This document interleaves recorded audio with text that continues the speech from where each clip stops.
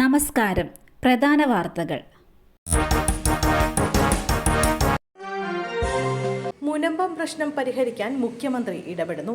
ക്രൈസ്തവ സഭാ ബിഷപ്പുമാരെ ചർച്ചയ്ക്ക് വിളിച്ചു. കേരളത്തിന്റെ ദില്ലിയിലെ പ്രതിനിധി KV തോമസ് വഴിയാണ് മുഖ്യമന്ത്രിയുടെ ഇടപെടൽ.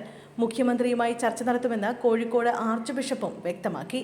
വഖഫ് ഭേദഗതിയിൽ BJP പറഞ്ഞു പറ്റിച്ചെന്ന വികാരം ക്രൈസ്തവ സഭ നേതൃത്വത്തിനിടയിൽ ശക്തമാകുന്നതിനിടെയാണ് വിഷയം പരിഹരിക്കാൻ മുഖ്യമന്ത്രിയുടെ ഇടപെടൽ. വഖഫ് ബില്ലിന് KCBC പിന്തുണ നൽകിയത് മുനമ്പം പ്രശ്നം പരിഹരിക്കപ്പെടുമെന്ന് കരുതിയായിരുന്നു. എന്നാൽ മുനമ്പം പ്രശ്നം തീരാൻ സുപ്രീം കോടതിയോളം നീളുന്ന നിയമ വ്യവഹാരം നടത്തേണ്ടി വരുമെന്ന സൂചനയാണ് കഴിഞ്ഞ ദിവസം കേന്ദ്ര ന്യൂനപക്ഷ മന്ത്രി നൽകിയത്. ക്ഷേത്രോത്സവത്തിനിടെ വീണ്ടും വിപ്ലവഗാനം ആലപിച്ച അലോഷി. SP-ക്ക് പരാതി. ക്ഷേത്രോത്സവത്തിനിടെ വീണ്ടും വിപ്ലവഗാനം ആലപിച്ച ഗസൽ ഗായകനായ അലോഷി യാദവ്. ആറ്റിങ്ങൽ അവനവഞ്ചേരി ഇണ്ടിളയപ്പൻ ക്ഷേത്രത്തിലെ ഉത്സവത്തോടനുബന്ധിച്ച് നടത്തിയ ഗസൽ പരിപാടിയാണ് വിവാദത്തിലായത്.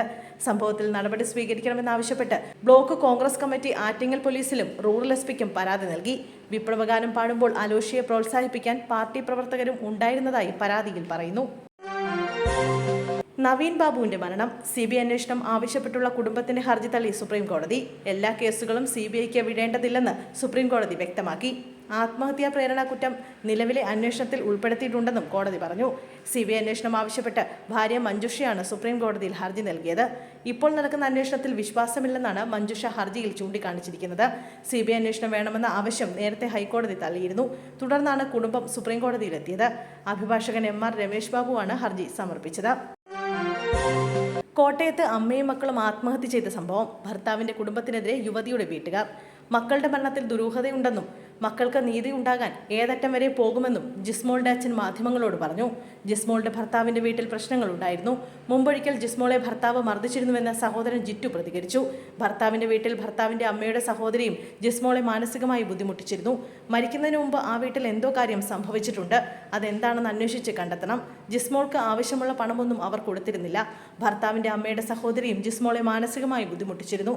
അവരാണ് ജിസ്മോളെയും മക്കളെയും മരണത്തിലേക്ക് തള്ളിവിട്ടതെന്നും കുടുംബം ആരോപിക്കുന്നു. കഴിഞ്ഞ ദിവസമാണ് 5 വയസ്സ് പ്രായമുള്ള നേഹയും 1 വയസ്സുകാരി നോറയും കൂട്ടി നീർക്കാട് സ്വദേശി ജിസ്മോൾ ജീവനൊടുക്കിയത്. മുത്തോലി പഞ്ചായത്തിലെ മുൻ പ്രസിഡന്റാണ് മരിച്ച ജിസ്മോൾ. ഷൈൻ ടോം ചാക്കോയുടെ ഹോട്ടൽ റൂമിലെ സന്ദർശന വിവരങ്ങൾ പുറത്തുവന്നു. ഒപ്പമുണ്ടായിരുന്ന 2 യുവതികൾ. ലഹരി പരിശോധനയ്ക്കിടെ ഇറങ്ങിയോടിയ ഷൈൻ ടോം ചാക്കോയുടെ ഹോട്ടൽ റൂമിലെ സന്ദർശന വിവരങ്ങൾ പുറത്തുവന്നു. പാലക്കാട് സ്വദേശികളാണ് ഷൈനിനൊപ്പം മുറിയിലുണ്ടായിരുന്നത്. ഹോട്ടലെത്തിയ ശേഷം 2 യുവതികളെ ഷൈൻ കണ്ടു. ഒരു സ്ത്രീ റൂമിലേക്ക് വന്നു.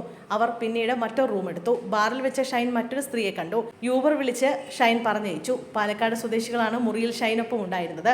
ഡാൻസ് ഓഫ് പരിശോധനയ്ക്ക് എത്തുമ്പോൾ മുർഷിദ് എന്നയാളാണ് മുറിയിലുണ്ടായിരുന്നത്. കൊച്ചിയിലെ സ്വകാര്യ സ്ഥാപനത്തിൽ ജോലി ചെയ്യുന്ന ആളെന്നാണ് പോലീസിനോട് മുർഷിദ് പറഞ്ഞത്. മുറിയിൽ അനന്തകൃഷ്ണൻ എന്നു പേരുള്ള മറ്റൊരാൾ കൂടി ഉണ്ടായിരുന്നു.